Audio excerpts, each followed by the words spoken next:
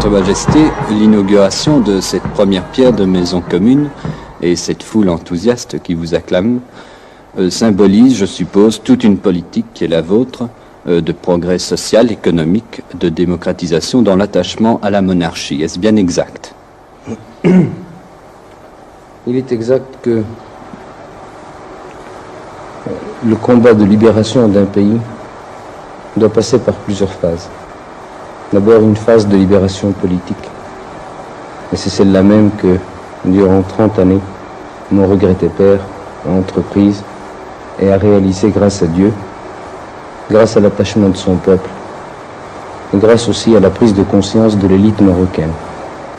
Il fallait entreprendre les assises capables de préserver cette libération politique. Et ces assises ne peuvent pas être autre chose qu'un combat contre l'ignorance, contre le sous-développement, contre le sous-emploi, contre l'ignorance, contre le manque de cadres. Car étant un pays sous-développé, mais conscient de son sous-développement et voulant en sortir, il fallait absolument entreprendre cette libération. Quant à l'attachement à la monarchie, je ne puis personnellement, moi, que rester attaché à la saine monarchie. L'attachement à la monarchie, lui, doit venir de mon peuple. Grâce à Dieu, il l'a jusqu'ici témoigné à différentes occasions, à travers des siècles, et ces dernières années à travers des décades. À travers bien des péripéties, jamais il ne s'est départi de son attachement à ma famille, à la personne de mon père, attachement qu'il a bien voulu reporter sur moi.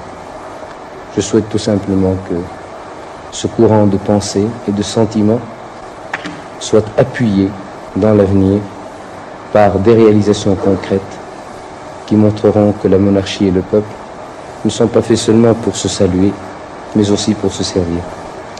Mais il y a une opposition au Maroc, comme dans bien des pays, opposition que vous laissez d'ailleurs fort démocratiquement s'exprimer.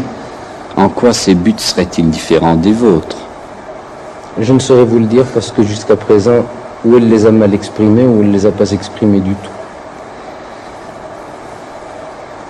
Le GPRA prône l'organisation d'un Maghreb arabe uni. Et il prône en même temps l'organisation d'une Algérie de type socialiste.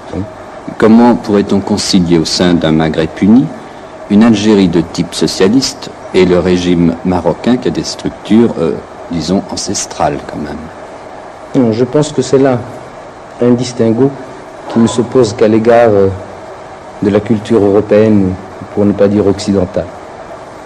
Car ce Maghreb arabe uni aura comme assise bien générale l'islam, la religion musulmane. Et puis, vous me parlez d'un régime socialiste.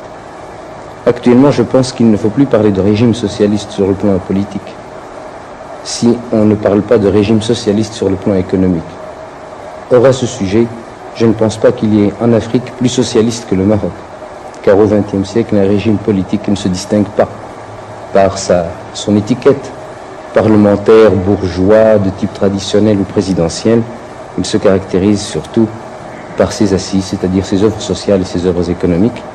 Et je ne pense pas qu'en cela, comme je vous le disais, le Maroc soit moins socialiste que d'autres pays.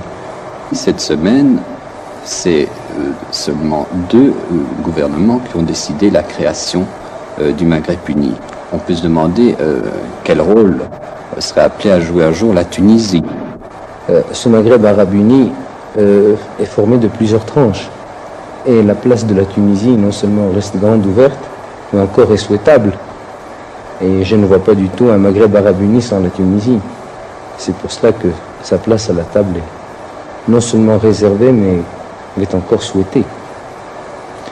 Si la paix se faisait en Algérie, quelle forme de collaboration pourrait exister entre les divers pays du Maghreb?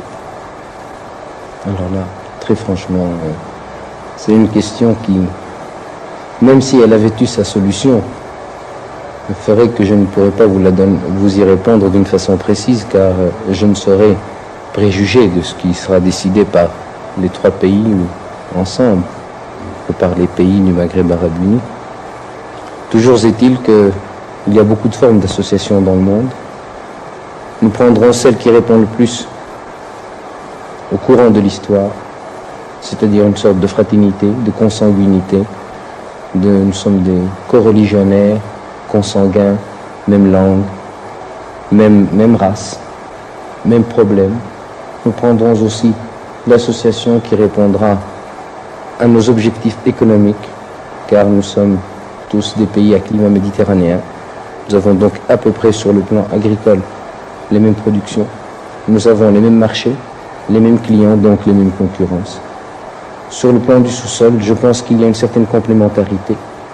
Enfin, quant à l'énergie, je pense que le transport de l'énergie, le transit même de cette énergie, le problème des ports, le problème de nos positions respectives sur le plan de la stratégie ou sur le plan de l'aéronautique, tout cela pèsera d'un très gros poids sur la forme que prendra notre association, qui laissera le côté politique de la chose, car je ne vois pas l'un des trois pays essayant de tirer la couverture à soi. Cela n'est ni dans la nature saine des choses, ni de nature à préserver l'avenir, mais je pense que nous prendrons surtout des assises culturelles, économiques et sociales, et que nous laisserons le côté politique de côté.